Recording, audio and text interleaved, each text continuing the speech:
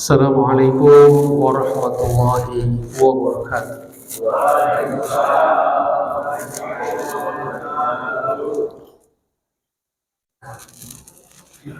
Innal hamdalillah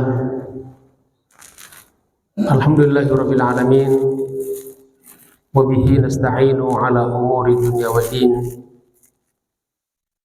Allahumma salli ala sayyidina Muhammad wa ala ali sayyidina Muhammad. Subhanaka la ilma lana illa ma 'allamtana innaka antal alimul hakim. Allahumma 'allimna ma yanfa'una wanfa'na bima 'allamtana. Allahumma ij'alna sabura waj'alna syakura waj'alna fi a'yunina saghira wa fi a'yunin nasi kabira. Allahumma lakal hamdu wa ilaikal mushtaka wa antal musta'an wa la hawla wa la quwwata illa billahil aliyyil azim. Wa qad qala Allah subhanahu wa ta'ala a'udzu billahi minasy syaithanir rajim wa idh bitala Ibrahim rabbuhu bikalimatin fa'atammahun. Al-ayah. Wa qala aidan fi ayatin ukhra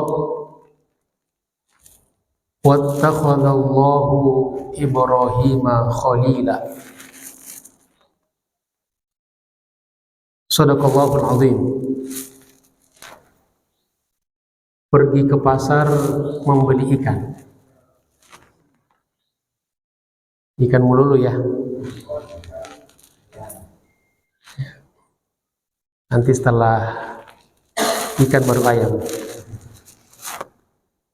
Pergi ke pasar membeli ikan, tidak lupa juga membeli terasi buat nyambel ya. Puji syukur kita panjatkan, kita bisa berjumpa lagi. Alhamdulillah. Dan pas kita berjumpa sudah hampir masuk di pertengahan Ramadan.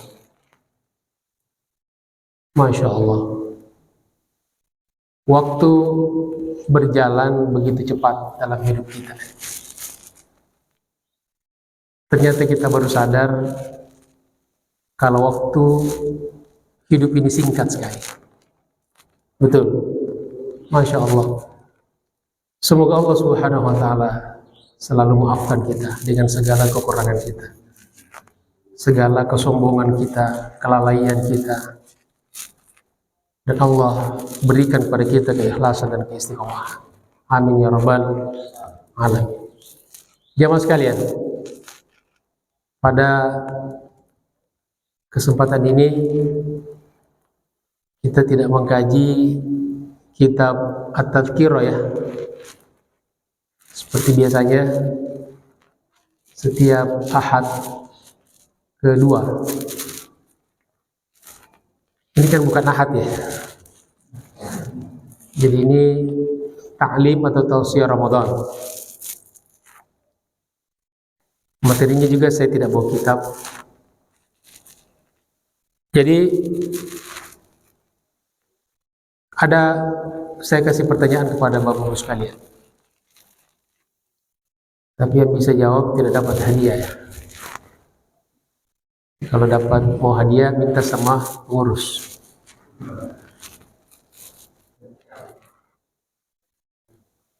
Pertanyaan pertama.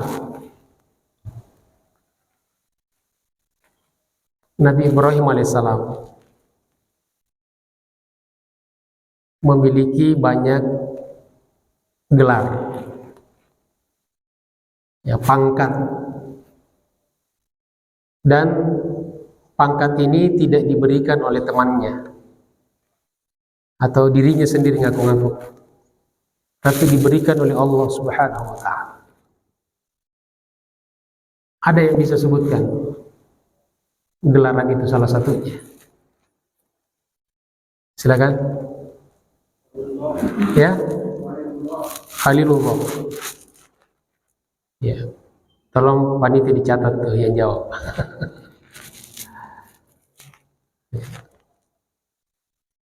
Kemudian nama Ibrahim alaihissalam sebagai tadi Khalilullah, kekasih Allah. Selain disebutkan namanya di dalam sholat kita, digandengkan dengan nama Nabi. Yang kita kenal ada namanya sholawat Ibrahimiyah. Tidak ada nama Nabi lain yang mendampingi Nabi kita Muhammad SAW disebutkan dalam sholat selain Nabi Ibrahim. Kemudian juga diabadikan di dalam Al-Quran. Ada yang tahu di surat nomor berapa surat Ibrahim itu? Ya, berapa?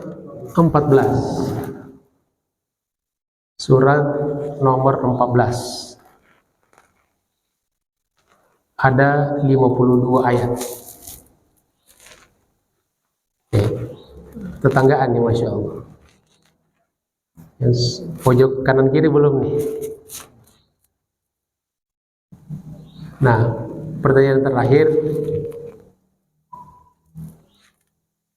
Nabi Ibrahim ini merupakan salah satu qudwah kita, selain tentu baginda Rasulullah SAW. Beliau dinamakan orang yang memiliki keturunan yang paling sempurna, yang paling baik. Beliau Nabi, anaknya Nabi, cucunya Nabi, cicitnya Nabi. Silakan yang bisa menyebutkan urutannya dari bawah sampai ke atas atau dari atas sampai cicitnya. Kanan, kiri, itu siapa saja? Silakan.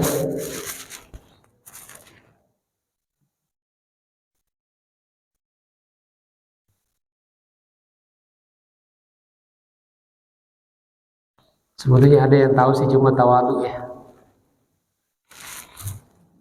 Jadi siapa?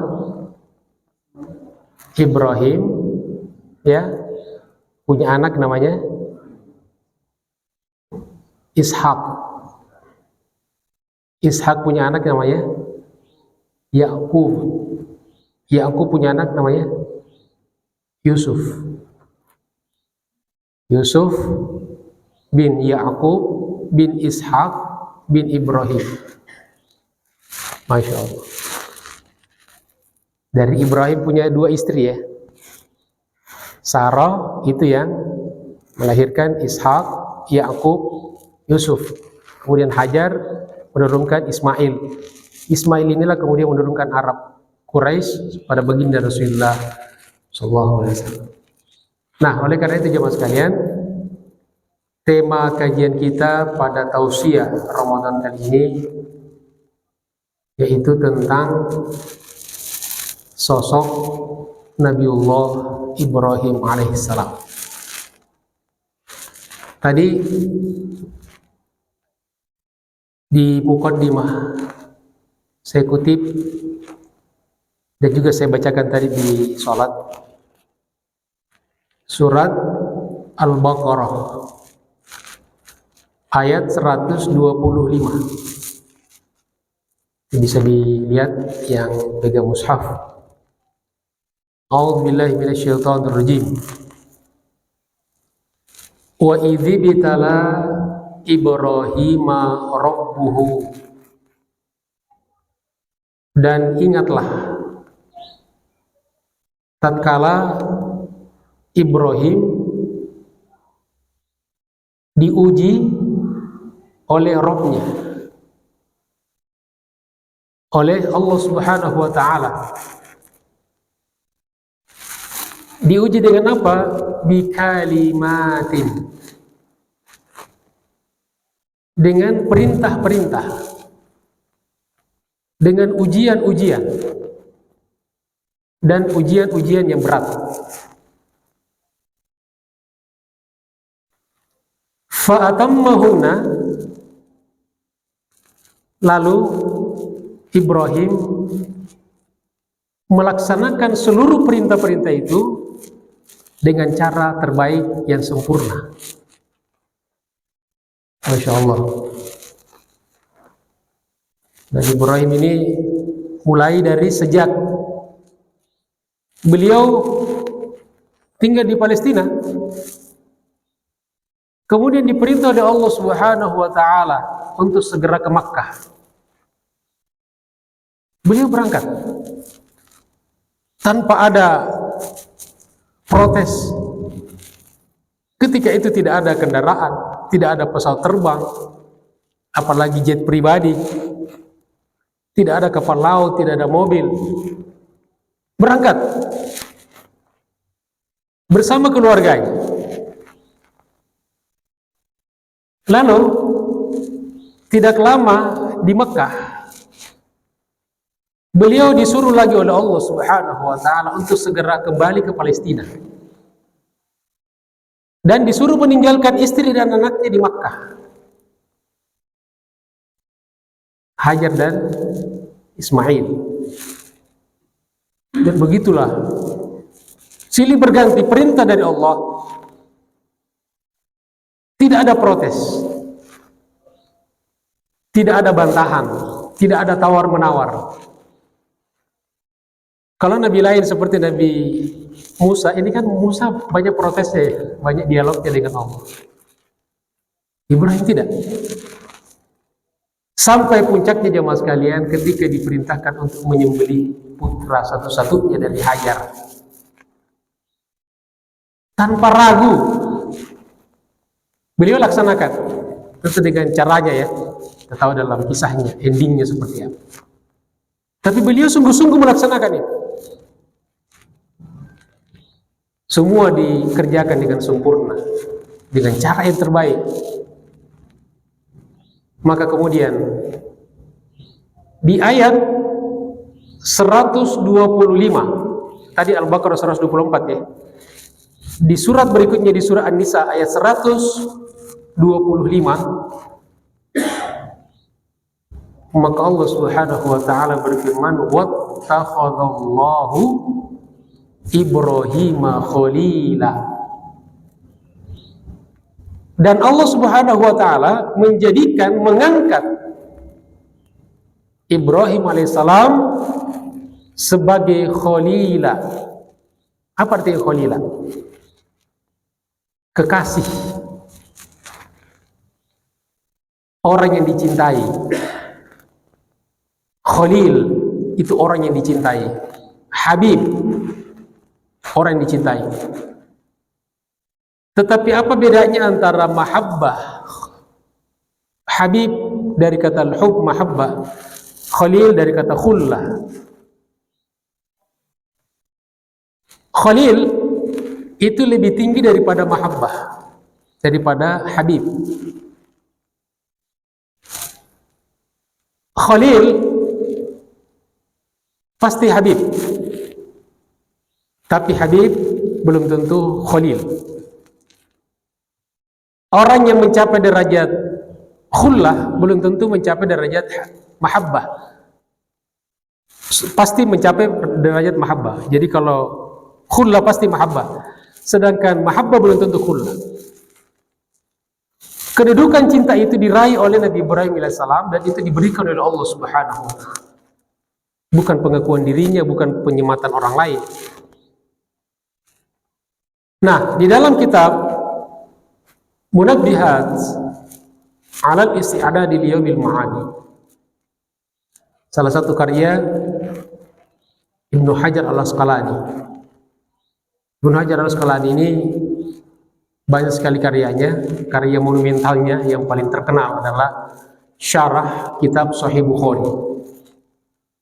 Banyak ulama mensyarah kitab Sahih Bukhari, tetapi syarah beliau diakui oleh ulama dalam merupakan penjelasan terhadap Sahih Bukhari yang paling akurat, yang paling baik, tanpa tentunya menafikan kitab-kitab syarah yang lain. 13 jilid. Jadi kalau kita belajar Sahih Bukhari harus merujuk kepada syarah. Begitu juga mengkaji tentang ayat, ya merujuk kepada kitab-kitab tafsir penjelasannya. Jadi tidak bisa kita potong kompas langsung kepada Al-Quran dan hadis. Ya harus bagaimana penjelasan ulama. Ya ada orang sekarang pengen langsung tidak mau pakai mazhab, tidak mau pakai ulama, langsung Quran dan hadis, Allah Rasulullah. Betul begitu, tetapi berjenjang.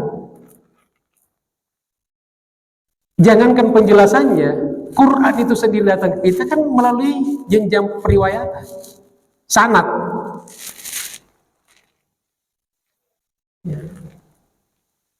Jangankan tafsirannya ada berbeda, bacaannya saja ada 14 qiraah.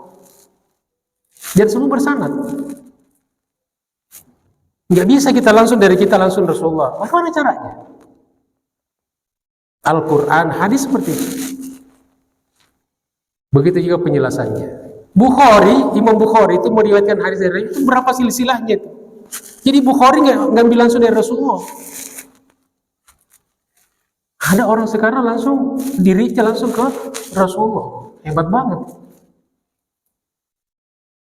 Jadi Imam Bukhari punya syarah namanya Fathul Bari. Sampai kata ulama, la hijrata ba'dal fathi. Tidak ada lagi hijrah setelah fath. Artinya kalau orang membaca Fathul Bari itu seakan-akan sudah cukup lah. Luar biasa, karyanya banyak sekali.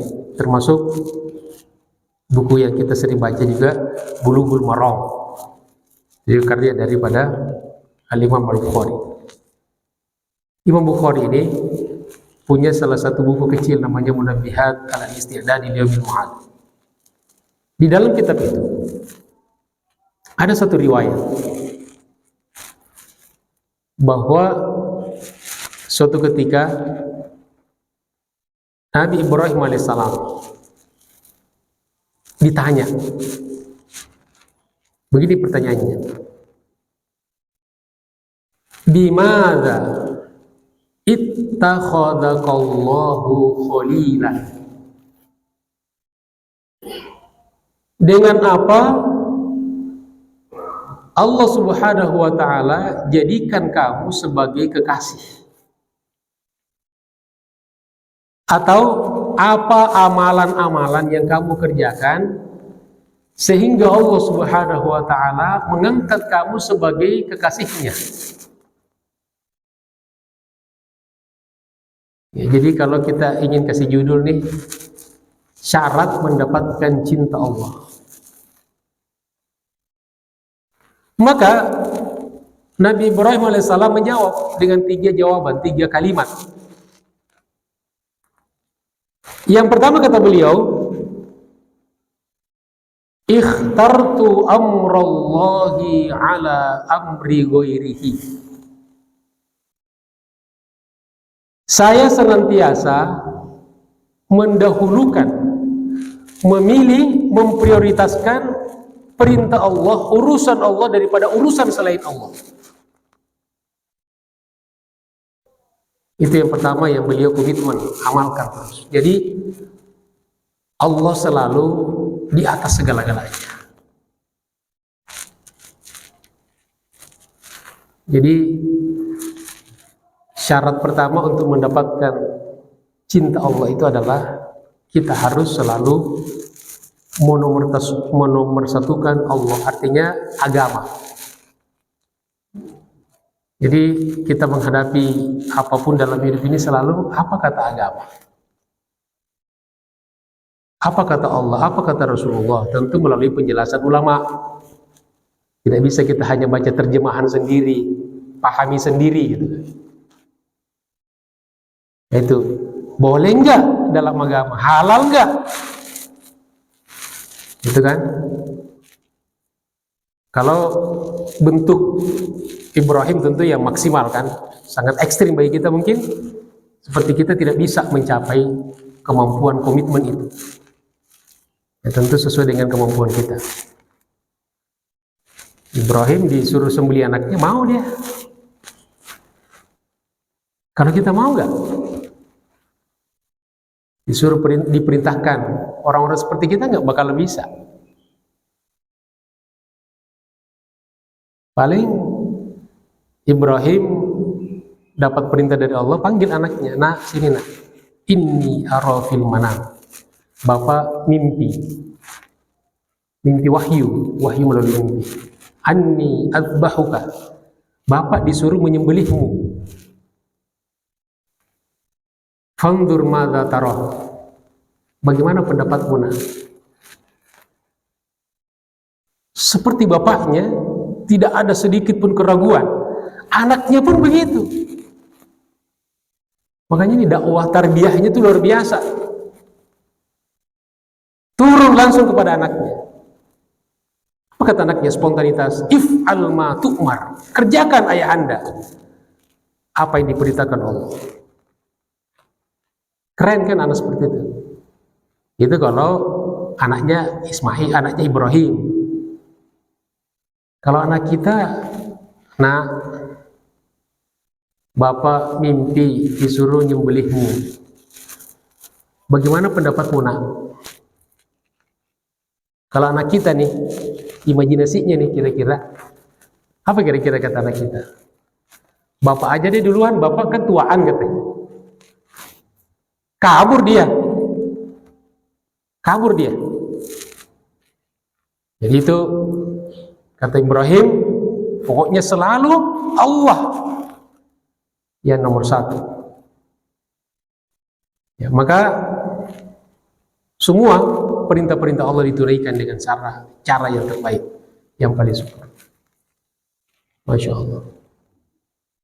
Jawab sekali dirahmati Allah Subhanahu Wa Taala. Kemudian yang kedua, kata beliau, wa mahtamamtu bima takaffarallahu li.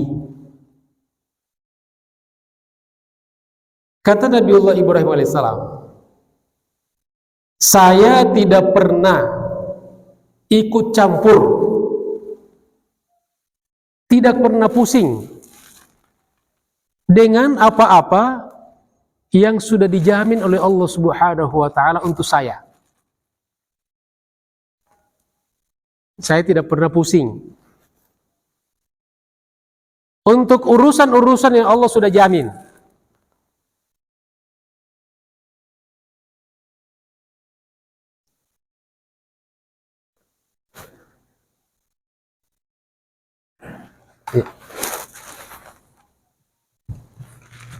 Juga ada.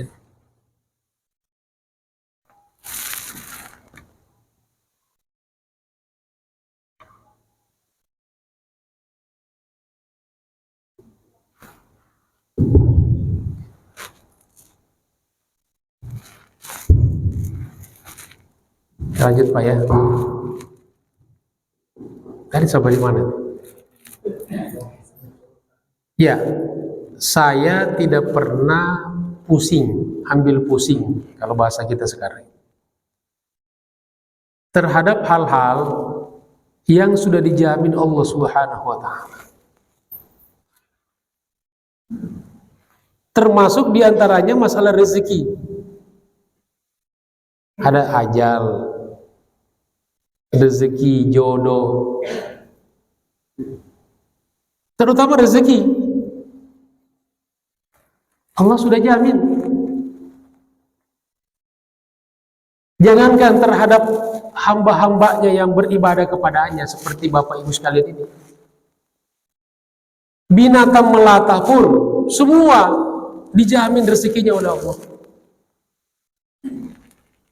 Dan binatang-binatang itu yakin. Di surat Hud ayat 6, wa ma min dabbatin fil ardi illa 'alallahi rizquha.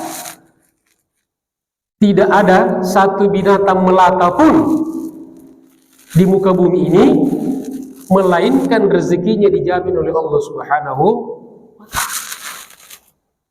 Kata Ibrahim, saya nggak pusing, udah dijamin kok. Tugas kita adalah berikhtiar menjemput rezeki halal kita. Kita tidak mikirin seperti apa gitu kan. Itu kan haknya Allah. Allah yang bagi, Allah yang menentukan. Pokoknya kita kerja saja, berikhtiar saja. Itu yang diyakini oleh Nabi Ibrahim alaihissalam dengan cara yang istri, dengan cara yang sempurna tadi.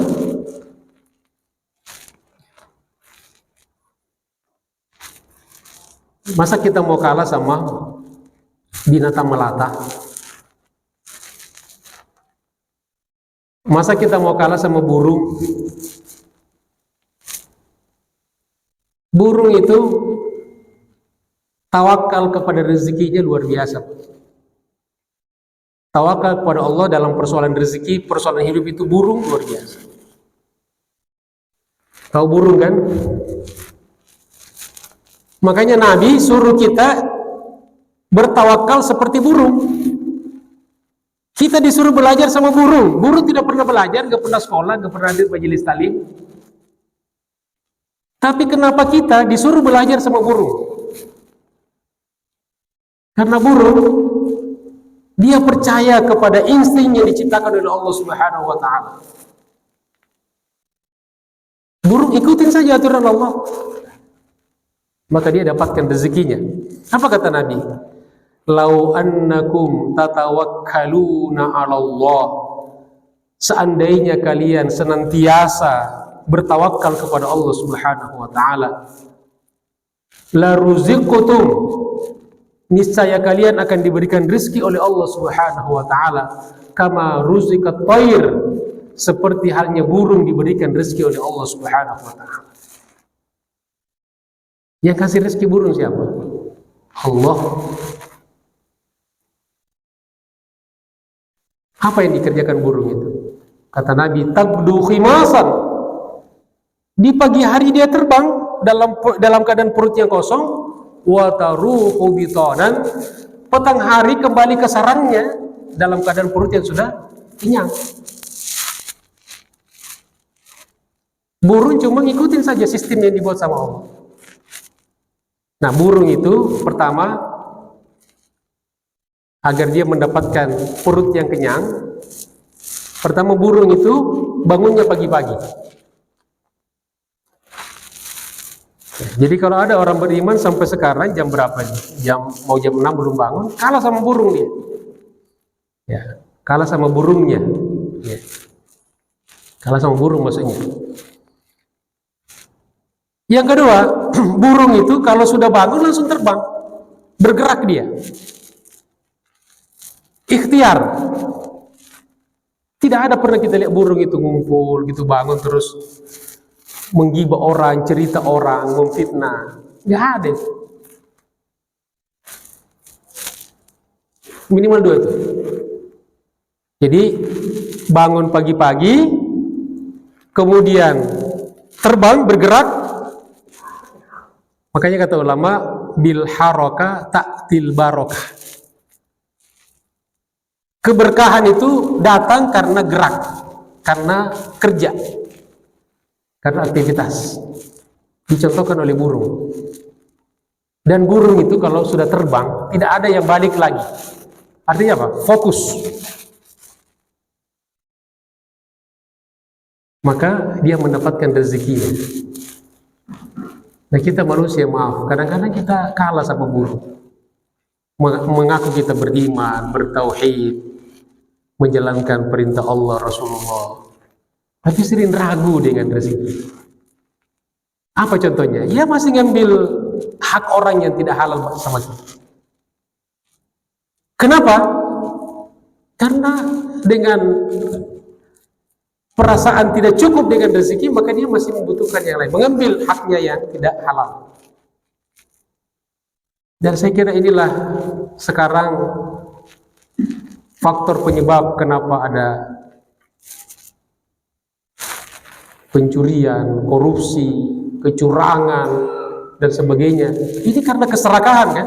Kenapa orang serakah? Karena tidak yakin dengan rezekinya. Ya, kalau ini sudah kita betul-betul implementasikan ini, saya kira tidak ada orang yang melirik kepada selain apa yang ditentukan oleh Allah Subhanahu wa Ta'ala.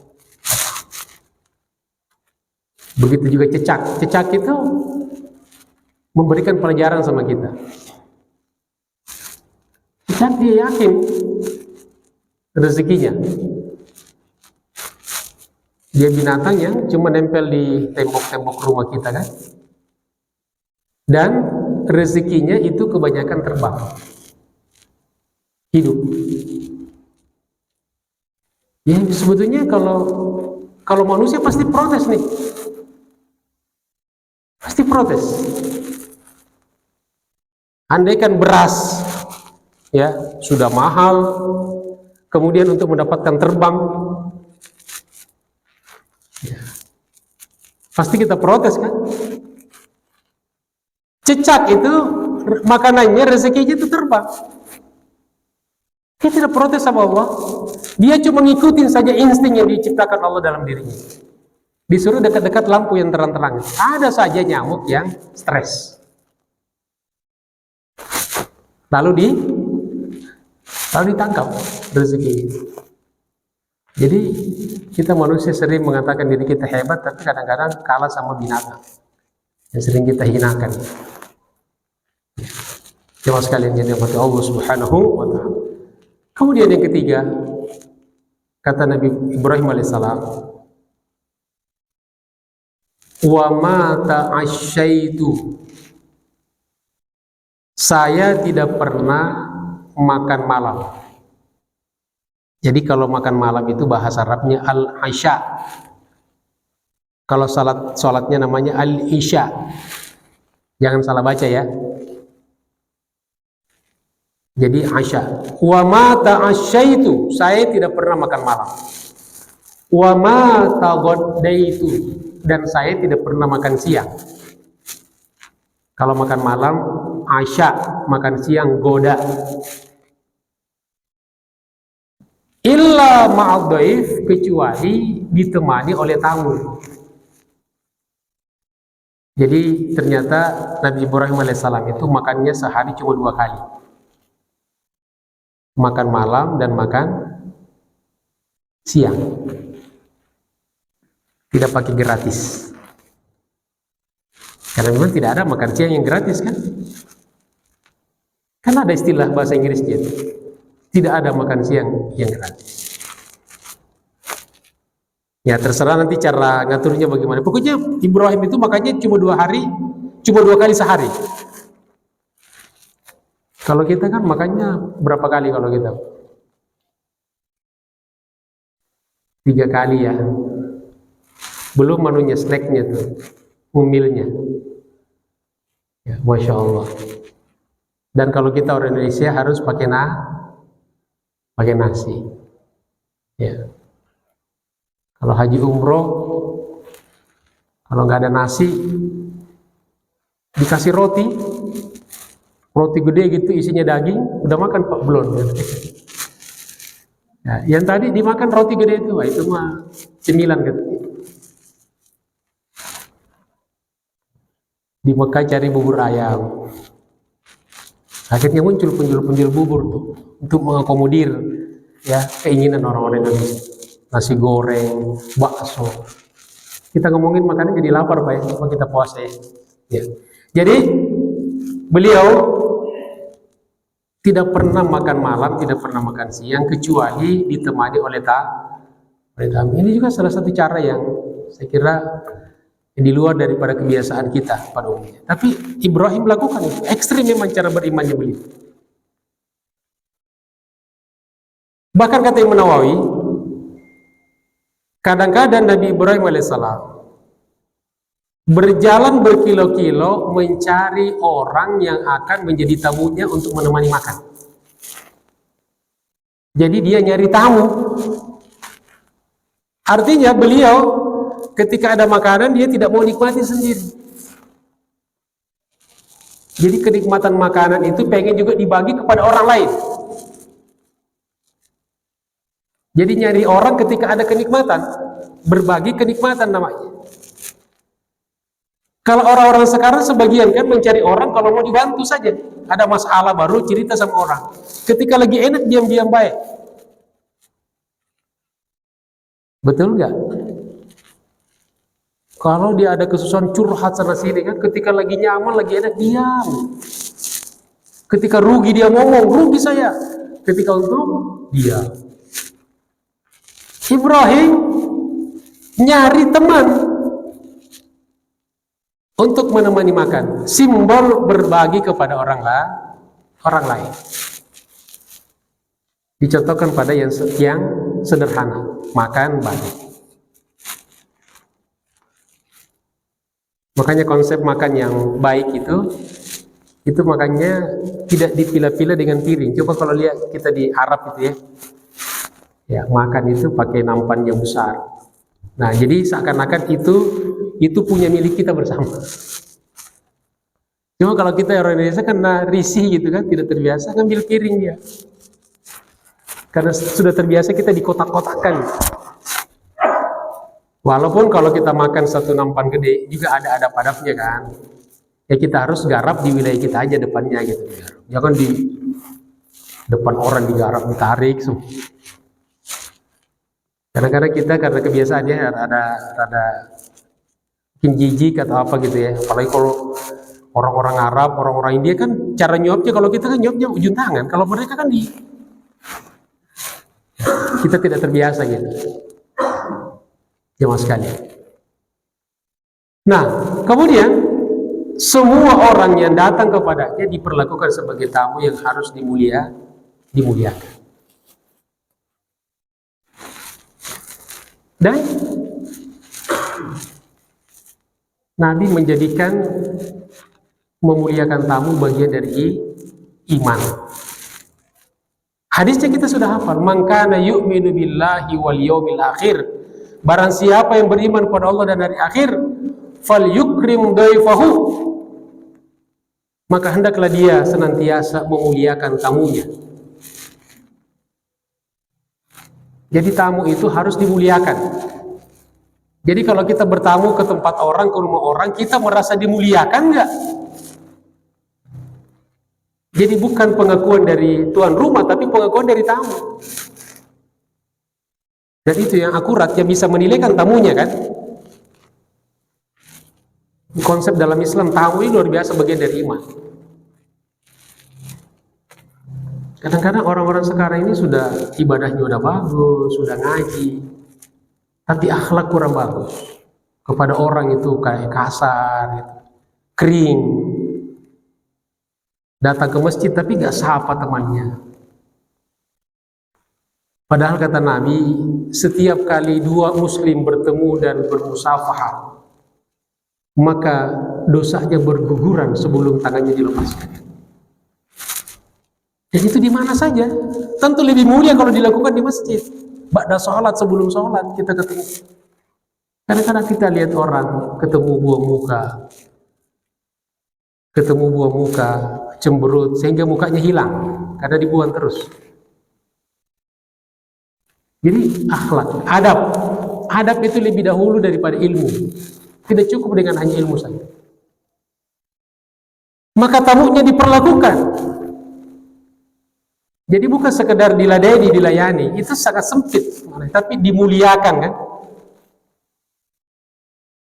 Makanya kata orang Jakarta apa? Diopenin. Kalau kita datang orang kepada kita itu diopenin, disambut, diajak ngobrol. Ya, sampai kalau datang ke rumah itu, ya saya pernah cerita juga di sini. Saya dulu pernah tinggal di Madinah itu kurang lebih hampir 5 tahun ya. Ketika saya kuliah di Madinah, jadi saya ke rumah-rumah teman-teman Arab itu, Masya Allah, ada kebiasaan tradisi orang di sana itu memang ruang tamunya ruang yang paling nyaman di rumah itu. Yang kita lihat ya kan, saya tidak masuk di ruang kamar tidurnya kan. Tapi yang terlihat itu ruang tamunya besar, pakai AC. Di situ ada minuman, ada makanan, minimal korma dan kacang-kacangan. Nah, sehingga kalau kita datang itu disambut, diajak. Sampai kalau mungkin yang pernah berinteraksi dengan orang Arab tahu kan cara orang Arab kalau ngomong sama kita.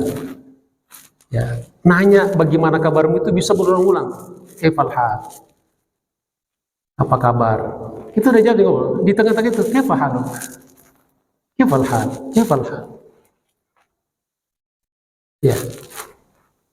Jadi dibuat nyaman. Tentu tidak semua orang Arab ya yang punya adab yang terpelajar. Jamaah sekalian, kalau kita ini sebagian kadang-kadang kurang peduli kepada tamu kita. Tamu itu kan orang yang datang pada kita. Saya sering mengatakan bahwa kita ini hanya luar biasa menerima tamu kalau ada pesta pernikahan. Ya, kalau pesta pernikahan itu, masya Allah ada tim penjemput tamu.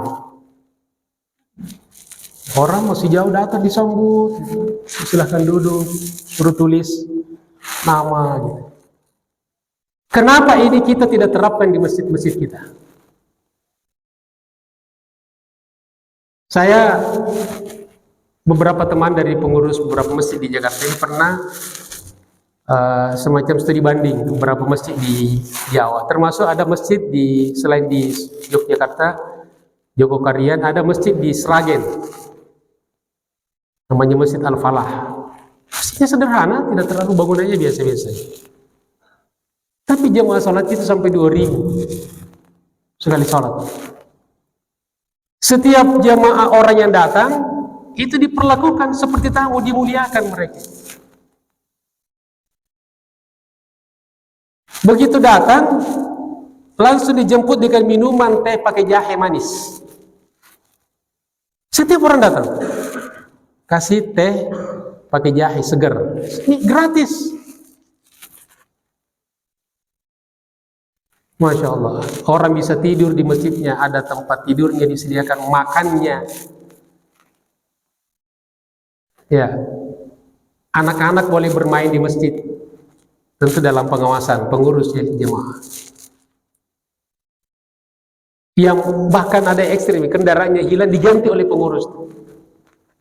Pernah kejadian Pak? Ada motor mobil hilang diganti.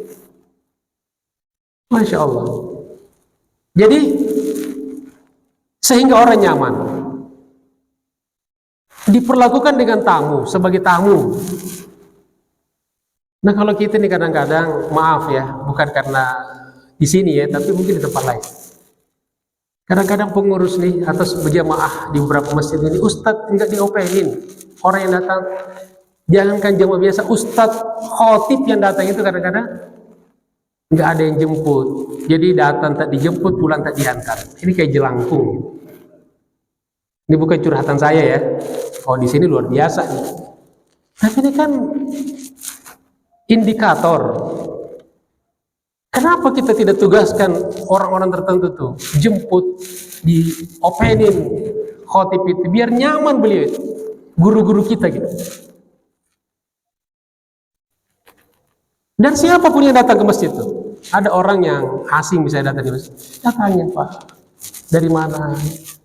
Tapi jangan dicurigain, buat dia jadi nyaman. Siapa tahu saudara kita membutuhkan, dia seorang musafir. Ya tentu diawasin karena ada juga kejadian ya pura-pura mu'allaf sampai tiba-tiba kotak amal hilang gitu kan. Ada juga begitu. Tetap berhati-hati, khudhu hidrakum. Ambil kehati-hatian kalian. Hati-hati ya kita dalam melihat orang. Tapi intinya pesannya adalah yang ketiga, syarat untuk mendapatkan cinta Allah Subhanahu wa taala adalah selalu berbagi dan senantiasa memuliakan tamu. Tamu itu adalah siapapun yang datang pada kita. Apakah di rumah kita, di tempat kita. Nah, sebagian kita ini Masya Allah, mertuanya jauh-jauh datang dari kampung, kasihan tuh. Begitu datang, baru 1 hari udah nanya, Pak, Bu, kapan rencananya mau pulang?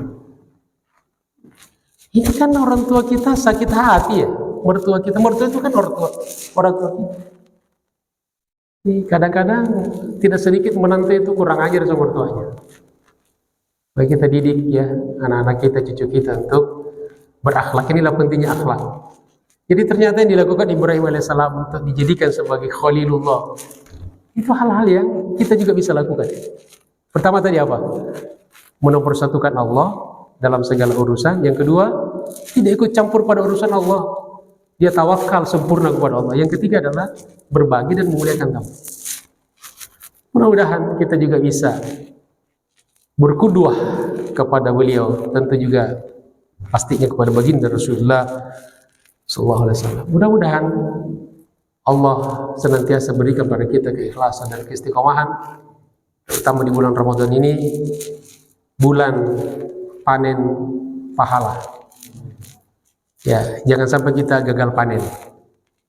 Ya, kita berhasil panen, kalau ada gagal panen singkong dan jagung, biarinlah. Ya, tapi kita jangan sampai gagal panen di dalam mendapatkan pahala akhirat, terutama di bulan suci Ramadan. Terima kasih atas segala perhatiannya, mohon maaf atas segala kekurangannya. Sebelum ditutup, tetap kita kasih kesempatan pada jemaah. Kalau ada yang mau menambahkan atau bertanya, tafadhol, silakan. Assalamualaikum warahmatullahi wabarakatuh.